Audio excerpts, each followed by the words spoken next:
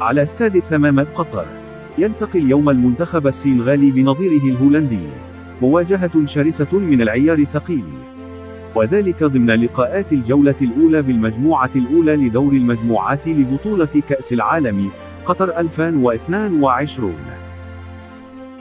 وتنطلق المباراة في تمام الساعة 6 مساء بتوقيت القاهرة، و7 مساء بتوقيت مكة المكرمة، و5 مساء بتوقيت تونس والجزائر والمغرب، و8 مساء بتوقيت الإمارات.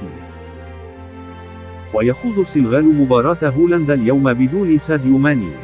وقد تحدث لويس فان خال المدير الفني لمنتخب هولندا عن غياب ساديو ماني. قال: ماني لاعب مميز ومنتخب السنغال سيفتقده. والسنغال سيعاني في غياب ماني لأنه يصنع الفارق ويكسر الخطوط بشكل رائع، وهذا ما يجعله مميزا.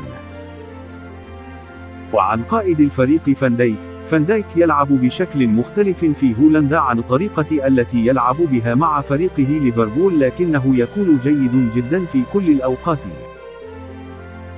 وأعتقد أن السنغال أصعب خصم في المجموعة، لقد تمكنت من الحكم على منتخب قطر. أعتقد أن السنغال أقوى من قطر. لسنا هنا للحديث عن القضايا السياسية، تركيزنا على كأس العالم. وفي ظل غياب ساديو ماني، يأمل المنتخب السنغالي في تخطي صدمة غياب ساديو ماني، وخطف الفوز ليزيد من فرصته في التأهل للدور المقبل للبطولة، ويدخله في حسابات الصدارة من الجولة الأولى للبطولة، خاصة أنه سيواجه المنتخب القطري في الجولة الثانية، والذي سيدخل اللقاء متحمسا لتحقيق الفوز عقب الهزيمة في الجولة الأولى. ويتصدر منتخب الإكوادور ترتيب المجموعة الأولى بعد خوض مباراة واحدة فقط في البطولة برصيد 3 نقاط. التشكيل المتوقع: من المتوقع أن يخوض المنتخب السنغالي المباراة بالتشكيل الآتي: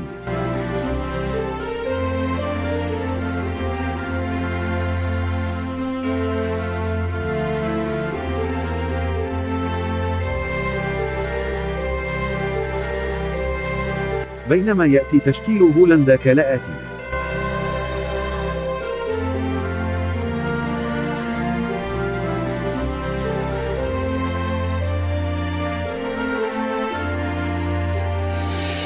شكرا لحضراتكم، ومنتظرين توقعاتكم عن نتيجة المباراة.